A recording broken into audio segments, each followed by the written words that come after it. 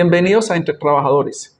espacio que ha venido desarrollando el sindicato como medio de comunicación. El día de hoy estamos con el compañero Joan Cano, miembro de la Junta Directiva de Sintra-Isagen, para darle continuidad a una conversación que iniciamos sobre el tema de acoso laboral y en particular en esta ocasión para que en este momento que se está desarrollando la fase de seguimiento al desempeño, pues hablemos de este tema.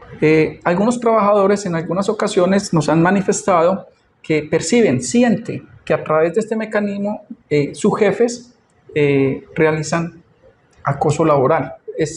¿Tú qué piensas de una afirmación de esas? Yo estoy de acuerdo, es decir, el mecanismo como tal es un mecanismo que mal aplicado o aplicado en esa modalidad de querer perseguir a alguien, de acosarlo,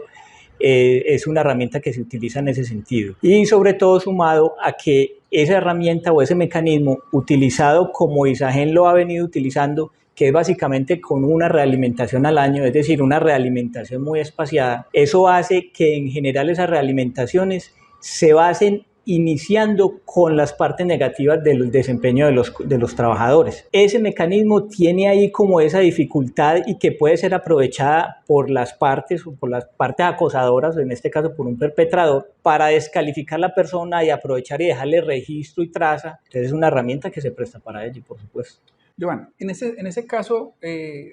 tú que has venido manejando el tema y que realizas este tipo de seguimientos, como trabajador, ¿qué recomendaciones haría a los trabajadores? Sí, Oscar, mira, hay unas recomendaciones básicas, pero quiero primero referirme al tema de cómo se ha venido también utilizando ese mecanismo en algunos casos particulares, donde las realimentaciones, por ejemplo, son utilizadas para colocarle más carga laboral a algunos compañeros. Es decir, se aprovecha el momento de llegar a la realimentación y como en general los trabajadores declaramos allí que cumplimos, sí, cumplí, hice la tarea, pero somos muy escuetos, entonces se aprovecha por parte de un perpetrador o de alguien que quiera acosar, no, entonces falta esta tarea, coloquemos esta, modifiquemos los compromisos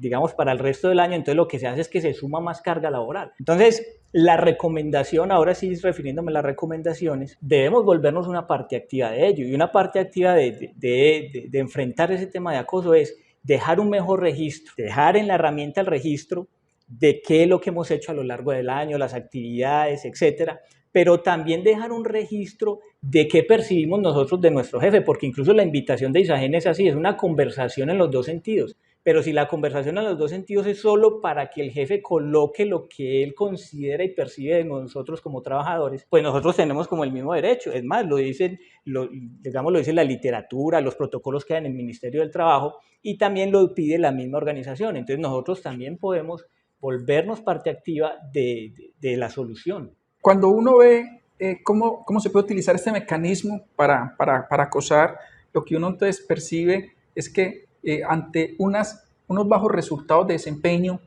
que pueden llevar a una terminación del contrato de trabajo, si los trabajadores no dejan esa trazabilidad,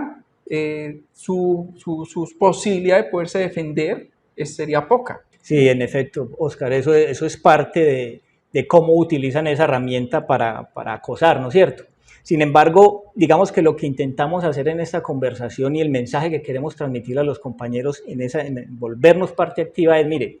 existe una responsabilidad que ese mecanismo se utilice además con formación de los interlocutores, es decir, la empresa también tiene la obligación de entrenar, capacitar a los directivos que hacen ese seguimiento y a los trabajadores que participamos de ese seguimiento para que esas conversaciones no sean tan tensas, no generen tanto estrés en los trabajadores. Pero si no te realimentan durante un periodo de tiempo muy largo, al final del tiempo vas a llegar con un estrés importante a la reunión donde hay una parte o una contraparte, pues claro, que tiene una posición de poder, pues porque tiene un cargo administrativo y tú estás en una posición de desventaja como trabajador. Desde el sindicato, ¿qué sugieres, Joan, desde acá, qué debemos de hacer para que los trabajadores podamos, digamos, superar esa situación que se ha venido dando por varios años en el caso de Isagen? Tener la claridad que es de ambos sentidos, es decir, es una realimentación en ambos sentidos y así como nuestro directivo puede hacer una realimentación negativa y positiva, nosotros podemos hacer lo mismo, una realimentación negativa y positiva de lo que percibimos de él, obviamente dejando plasmado también los esfuerzos y los trabajos que hemos hecho a lo largo del tiempo. Pero yo creo que esa falla hay que corregirla, es decir, históricamente nosotros como trabajadores,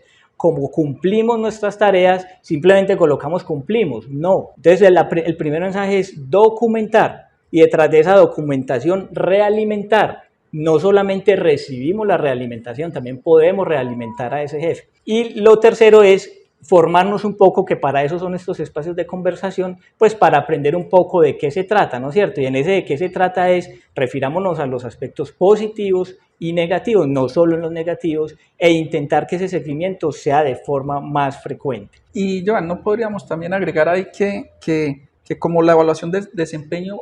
parte de unos compromisos y retos que se supone son acordados entre las partes, pues también sería bueno recomendarle a los trabajadores que no acepten o no permitan,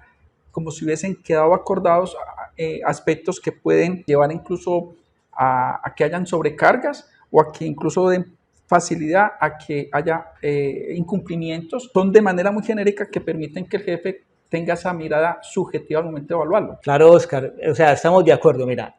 en el momento de acordar los compromisos y en el momento del seguimiento donde vuelven y se puede dar ese instante de reacordar compromisos, lo que debemos tener claro es que en ese acuerdo es un acuerdo, que está bien que hay una posición más fuerte y dominante que es ese directivo y una posición más débil que es el trabajador, pero si, desde el punto de vista del mecanismo debemos entender que es un acuerdo. Entonces yo he encontrado compañeros, muchos de ellos, incluso del sindicato, que lo que al final de las conversaciones dicen, no, pues él dijo eso, yo ya qué más voy a discutir. No, la invitación es a dejarlo registrado por escrito, porque es que la herramienta que nos han dado es para que nosotros también dejemos plasmado por escrito y dejar esas evidencias, esas barreras de papel que hemos hablado varias veces en el sindicato, de qué es lo que nosotros encontramos, o sea, qué hicimos, que dejemos registro. Qué trabajo hicimos, cómo lo hicimos, cuándo lo hicimos, que dejemos toda esa trazabilidad, que realimentemos al directivo y que se vuelva en ambos sentidos. Yo creo que queda entonces, Jovan, el mensaje para todos los compañeros.